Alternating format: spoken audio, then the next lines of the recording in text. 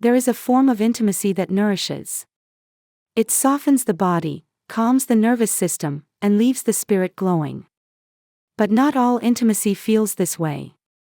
Some of it, though wrapped in warmth and connection, leaves you feeling hollow.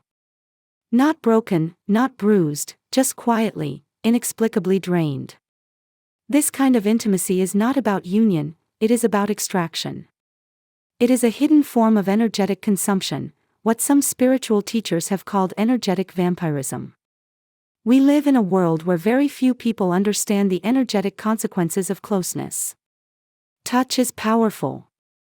Eye contact is powerful. Intimate connection, whether emotional, physical, or spiritual, creates an energetic bridge between people. In that moment, two energy fields begin to blend. If one partner is disconnected from their own power source, they may unconsciously pull energy from the other. In esoteric traditions such as Taoism, Tantra, and certain indigenous teachings, the body is not just flesh, it is a vessel of life force. In Taoist language, this is called Jing, the vital essence stored in the kidneys and reproductive organs. In yoga and tantra, it is known as kundalini, a coiled serpent of spiritual energy that rises from the base of the spine when awakened. Science is beginning to catch up. Studies in neuropsychology show that intimacy triggers a release of oxytocin, dopamine, and endorphins, chemicals that regulate trust, bonding, and mood. But what science cannot yet fully measure is what happens on the subtle level, in the auric field, in the psyche, and in the soul. When intimacy occurs without mutual intention, when one gives and the other only receives, a leak is created. A power imbalance is formed. Over time, the one who gives excessively may notice symptoms: exhaustion, brain fog, confusion, anxiety after closeness, or even spiritual numbness.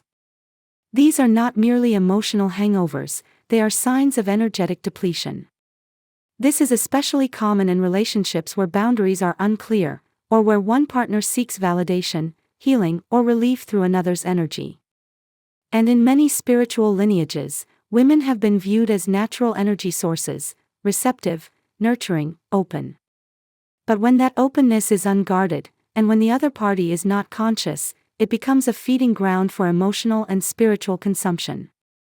Psychologist and author Judith Orloff, who specializes in empathic sensitivity, describes how some individuals, particularly highly sensitive people, are prone to energetic merging. When they engage in intimacy, their aura becomes porous. If they are not grounded, they absorb others' emotions and even their physical ailments. Orloff describes this as emotional contagion, but from a spiritual perspective, it is energetic fusion without awareness. So what is the antidote? The first step is recognition. Many people do not even know they are experiencing energy loss. Society romanticizes emotional sacrifice. We are told that giving all of ourselves in intimacy is noble, even divine. But true sacred intimacy is not sacrifice, it is mutual elevation. In the teachings of Mantak Chia, a Taoist master, the act of intimate union is described as a way to circulate energy between partners, like an infinity loop. If one partner withholds or consumes more than they give, the circuit breaks, and the energetic system of both individuals becomes imbalanced. Chia teaches both men and women to cultivate inner awareness, to consciously transmute intimate energy into spiritual vitality rather than let it leak through overindulgence or unconscious release. This concept is echoed in the practice of brahmacharya in yogic traditions, not just celibacy, but moderation and reverence for intimacy as a sacred act of energy management.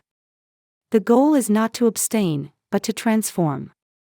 To recognize that intimacy is not about release, it is about expansion.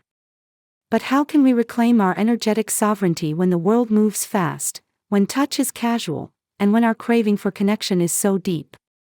We begin by listening. After any form of intimacy, sit in stillness. Ask your body, do I feel full or empty? Grounded or scattered?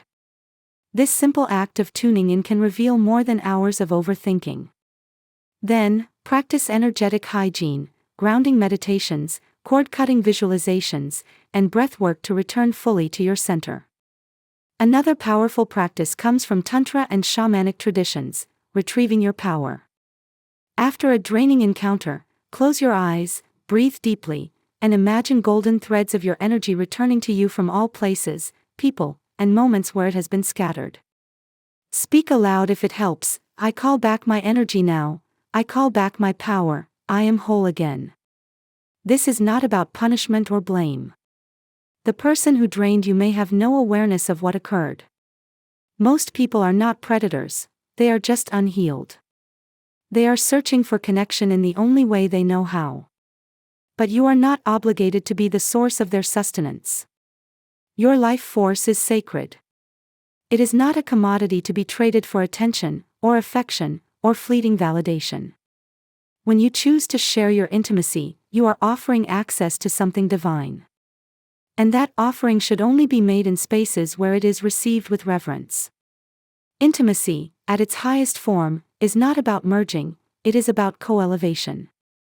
It is when two people come together with full awareness of their own completeness and choose to exchange energy consciously, in alignment with love, not lack. So ask yourself, not just who you allow into your body or your bed, but who you allow into your field.